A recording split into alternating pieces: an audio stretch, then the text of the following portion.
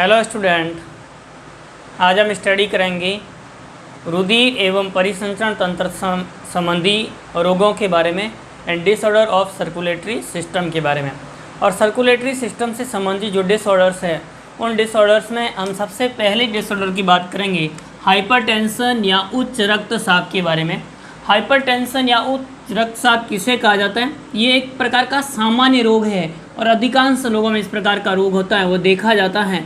इस रोग में आप ध्यान देंगे, सबसे पहले आपको समझना है कि सामान्य व्यक्ति होता है उसके अंदर रुधिर प्रेशर होता है, उसका मान होता है वो कितना होता है। तो आप देखेंगे कि रुधिर प्रेशर का मान हम किससे नापते हैं? धमनी के अंदर। धमनी में जो निलियों के द्वारा रुधिर को पंप किया जाता है उस समय जो दाब होता है उस दाब को हम क्या कहेंगे? परकुंचन दाब कहा जाता है। उस दाब को हम कहेंगे परकुंचन दाब। और परकुंचन दाब होता है वह कितना होता है? 120 mmHg होता है।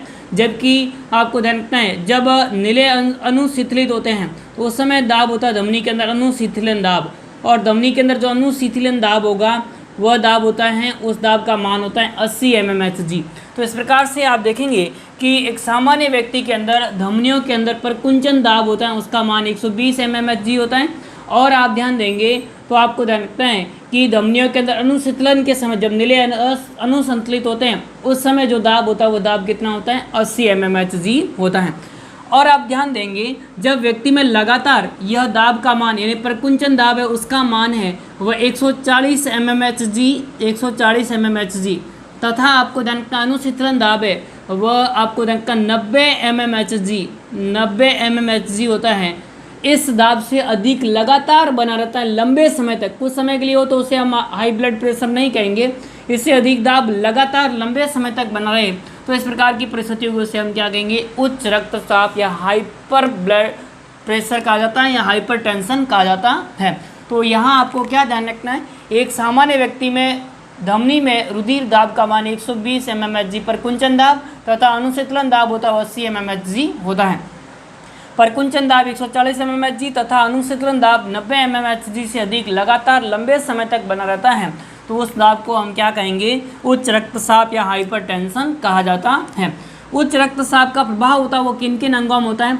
तो इनका प्रतिकूल प्रभाव होगा हृदय पर होता है इनका प्रतिकूल प्रभाव, और आप ध्यान देंगे इनका प्रतिकूल प्रभाव वृक्क पर होता है, किडनी पर इनका प्रतिकूल प्रभाव होता है, और इसके अतिरिक्त मस्तिष्क पर इनका प्रतिकूल प्रभाव होता है। तो इनका प्रतिकूल प्रभाव किन किन अंगों पर होगा? तो ये 3 अंग हमें ध्यान रखना है, हृदय पर, वृक्क पर और मस्तिष्क पर उच्च रक्तचाप होता है उसका प्रतिकूल प्रभाव होता है, विपरीत प्रभाव पड़ता है। यह इस प्रकार से पहला हमें ध्यान रखना है किसके बारे में? हाई ब्लड प्रेशर के बारे में या उच्च रक्तचाप के बारे में या हाइपरटेंशन के बारे में। तो पहला क्लियर हो गया उच्च रक्तचाप।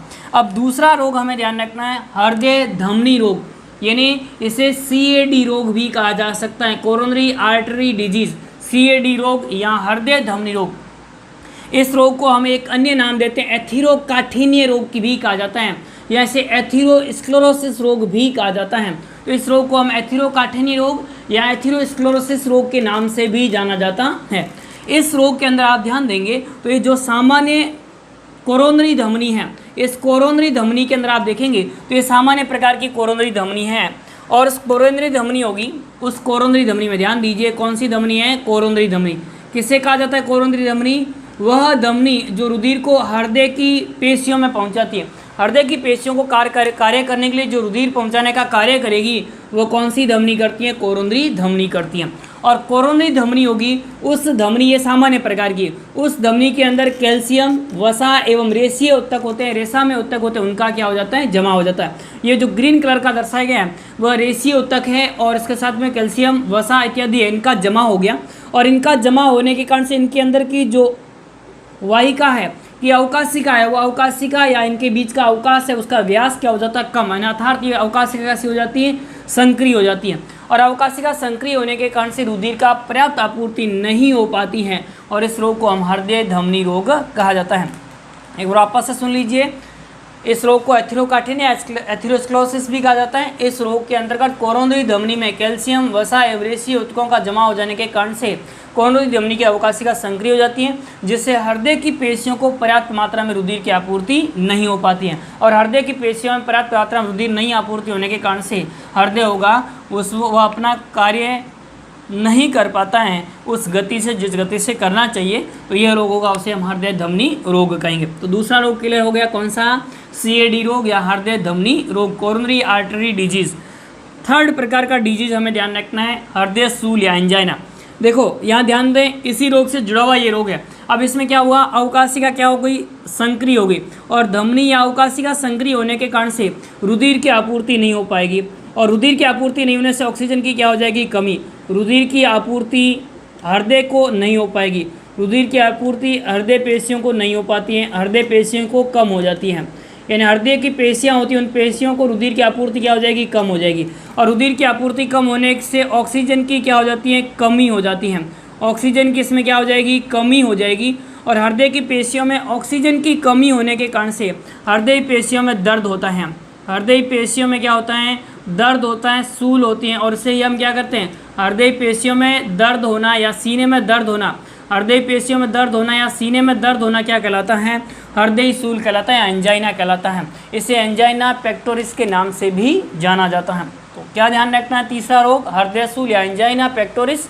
इस रोग के अंदर हृदय की पेशियों को रुधिर आपूर्ति करने वाली हृदय धमनी होती हैं, उस धमनी की पेशियाँ होती हैं, वह पेशियाँ संक्रिय होने के कारण से उनमें रुधिर की आपूर्ति प्राप्त नहीं हो पाती है, इस कारण से उसमें ऑक्सीजन की कमी हो जाती है, और ऑक्सीजन की कमी होने के कारण से हृदय पेशियों में दर्द होगा। अनॉक्सिजन शोषण होगा, अनॉक्सिजन शोषण होगा तो उस समय हृदय पेशियों में क्या होगा? दर्द होगा, लैक्टिक एसिड बनेगा, और दर्द होने की परिस्थिति होती है, उसे हम हृदय सूल या एंजाइना पेक्टोरिस कहा जाता है।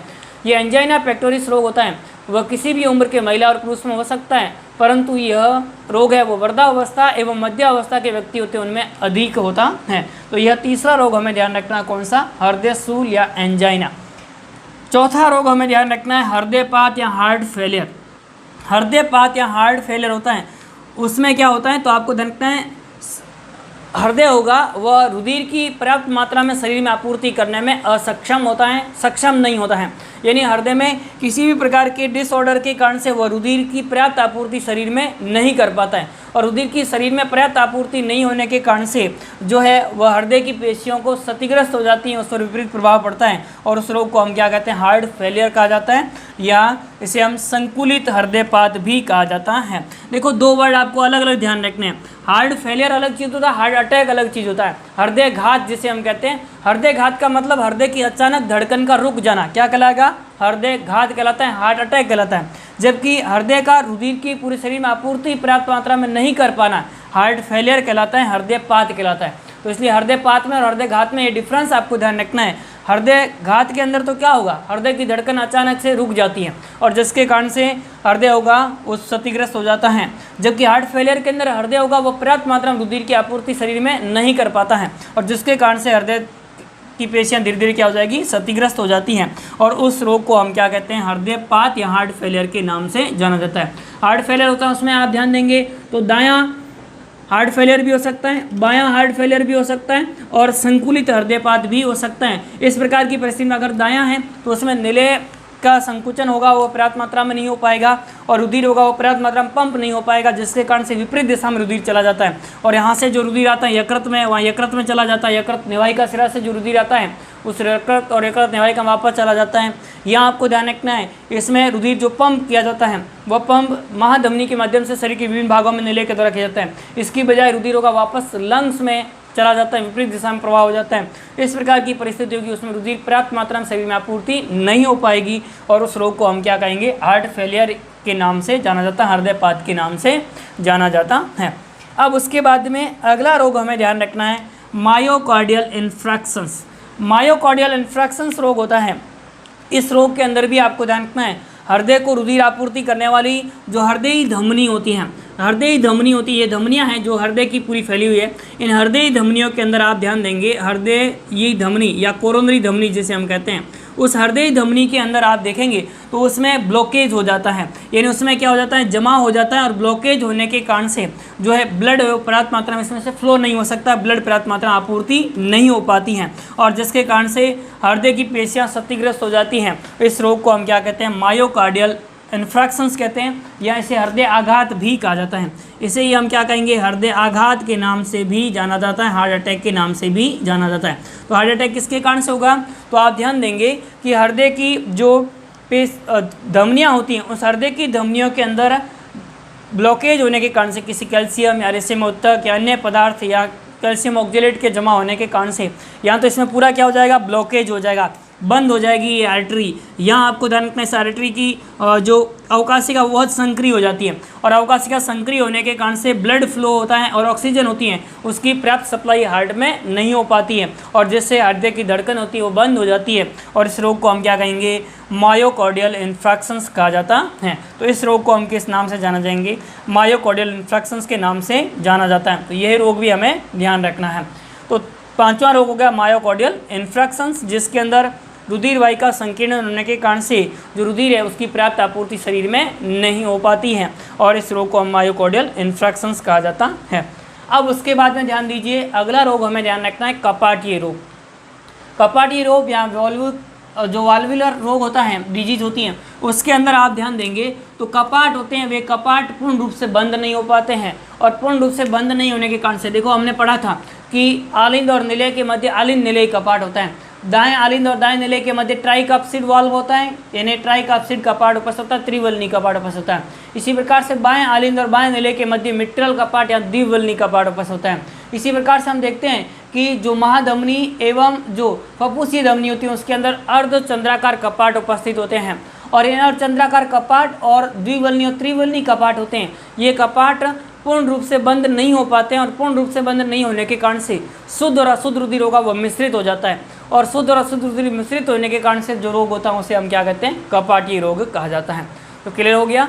क्या ध्यान रखना है, इस रोग के अंदर द्विवलनी और त्रिवलनी कपाट तथा अर्धचंद्राकार कपाट होते हैं, वे बंद नहीं हो पाते हैं, और बंद नहीं होने के कारण से जो शुद्ध और अशुद्ध रुधिर होगा वह मिश्रित हो जाता है, और शरीर में मिश्रित रुधिर पंप होने लग जाता है। इस प्रकार के रोग को हम क्या कहेंगे, कपाटीय रोग कहा जाता है। अब उसके बाद में सातवां रोग है कोरोनरी थ्रोम्बोसिस। थ्रोम्बोसिस का मतलब थक्का बनना, और थक्का किस में बनेगा, कोरोनरी मतलब कोरोनरी धमनी के अंदर। कोरोनरी धमनी में क्या बन जाता है, थक्का, और कोरोनरी धमनी में थक्का बनने के कारण से हृदय पेशियों को पर्याप्त मात्रा में रुधिर की आपूर्ति नहीं हो पाती है, और रुधिर की आपूर्ति अपर्याप्त होने से तीव्र गति से हृदय की पेशियां क्षतिग्रस्त होने लगती है, और तीव्र गति से हृदय की पेशियां क्षतिग्रस्त होने से हृदय में सूल होता है, दर्द होता है, सीने में दर्द होता है, और इस रोग को हम क्या कहते हैं, कोरोनरी थ्रोम्बोसिस के नाम से जाना जाता है। तो कोरोनरी थ्रोम्बोसिस में आप क्या ध्यान देंगे, इस रोग के अंदर कोरोनरी धमनी होगी, उसके अंदर थक्का बन जाता है, और कोरोनरी धमनी के अंदर थक्का बनने के कारण से हृदय पेशियां होंगी उसमें अपर्याप्त रुधिर की आपूर्ति होती है, और रुधिर की पर्याप्त आपूर्ति नहीं होने के कारण से हृदय की पेशियां तेजी से क्षतिग्रस्त होने लगती है, और जिस रोग को हम हृदय स्थूल रोग कहा जाता है। तो ये हमें ध्यान रखना है किसके बारे में, हृदय स्थूल रोग के बारे में। अब उसके बाद में अगला रोग हमें ध्यान रखना है हृदय अवरोध या हार्ट ब्लॉक के नाम से जाना जाता है। अब हृदय रोग या हार्ट ब्लॉक, ब्लॉक का मतलब क्या हुआ, रोक देना, यानी किसको रोकेंगे, तो आप ध्यान देंगे कि जो क्रिया विभव होता है वह किससे उत्पन्न होता है, ऐसे नोड से जो कि हृदय का पेस मेकर कहलाता है, हृदय का जो है गति निर्धारक कहलाता है। हृदय का गति निर्धारक क्या पेस मेकर होता है, इससे जो आवेग उत्पन्न होते हैं वे आवेग दोनों आलिंदों की भित्ति में फैल जाएंगे, फिर उसके बाद में ऐसे नोड से एवी नोड में आवेग पहुंचता है, और एवी नोड से हिंज के बंडल्स में आवेग पहुंचता है, और हिंज के बंडल से आवेग होगा वह पुरकिंज तंतुओं की सहायता से किसमें पहुंचता है, तो आपको देखना निलयों की भित्ति में पहुंचता है।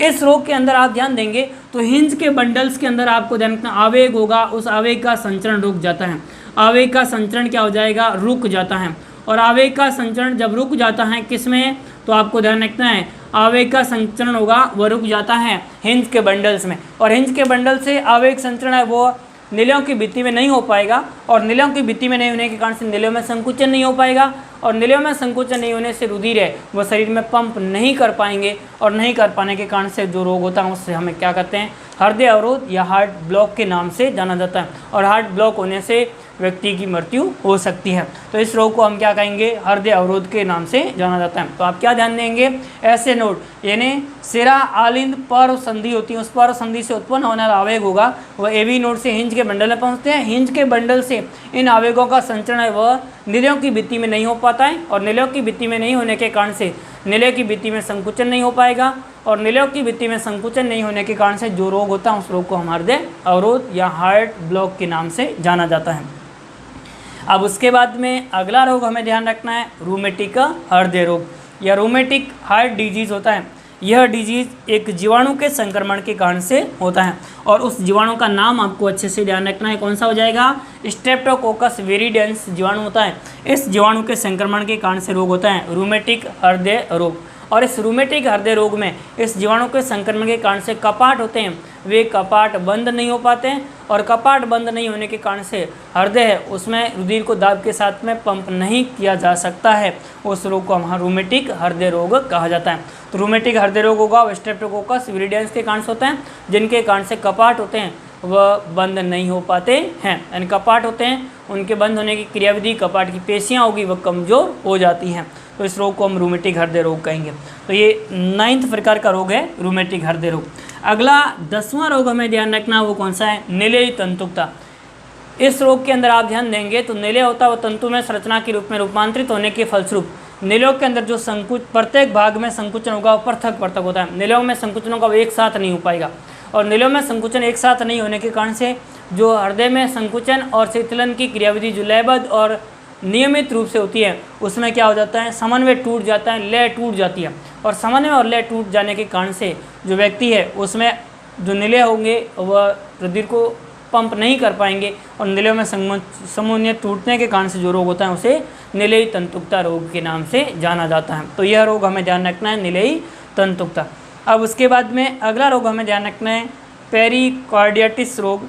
पेरिकार्डिटिस रोग होता है यह भी जीवाणुओं के संक्रमण के कारण से होता है और जीवाणुओं के संक्रमण के कारण से जो पेरिकार्डियम होता है उसमें सूजन आ जाती है। मैंने आपको पढ़ाया था हृदय के बाहर क्या आवरण होता है, उस आवरण को हम क्या कहते हैं, पेरिकार्डियम कहा जाता है। यहाँ परिहृदयी आवरण कहा जाता है और परिहृदयी आवरण होगा उस आवरण में सूजन आ जाती है और सूजन आने के साथ में आपको जानना है पेरिकार्डियम जो परिहृदयी अवकाश होता है उस अवकाश के अंदर जो द्रव्य पदार्थ होता है उस द्रव्य पदार्थ की मात्रा बढ़ जाती है और द्रव्य पदार्थ की मात्रा बढ़ने के कारण से हृदय का आकार बढ़ जाता है और हृदय का आकार बढ़ने के कारण से हृदय पर दबाव बढ़ जाता है और हृदय पर दबाव बढ़ने से संबंधित रोग होगा उसे पेरिकार्डिटिस रोग के नाम से जाना जाता है। तो ये 11 प्रकार के रोग हैं वह हमें ध्यान रखना है जो कि मनुष्य में हृदय एवं रुधिर से संबंधित रोग होते हैं, जिनके बारे में हम डिटेल से ध्यान रखना है। इसी के साथ में ये चैप्टर हमारा कंप्लीट होता है जिसमें हमने 2 प्रकार के तंत्र पढ़ लिए थे। पहला हमने तंत्र पढ़ा था रुधिर परिसंचरण तंत्र और दूसरा हमने पढ़ा था लसिका तंत्र। इस प्रकार से रुधिर परिसंचरण तंत्र में हमने 3 भाग पढ़े थे। पहला भाग हमने पढ़ा था रुधिर, उसके बाद में हमने पढ़ा था रुधिर वाहिनियाँ और तीसरा हमने भाग देखा था हृदय और हृदय की क्रियाविधि के बारे में, आंतरिक और बाह्य संरचना के बारे में हमने डिटेल से पढ़ लिया था। फिर उसके बाद में हमने लसिका तंत्र पढ़ा और लसिका तंत्र के बाद में हृदय से संबंधित रोग है उस रोगों के बारे में हमने अध्ययन किया। यहाँ तक आपका ये चैप्टर कंप्लीट होता है। अब हम अगली क्लास में देखेंगे वो देखेंगे उत्सर्जन तंत्र के बारे में। तब तक के लिए धन्यवाद। Thank you.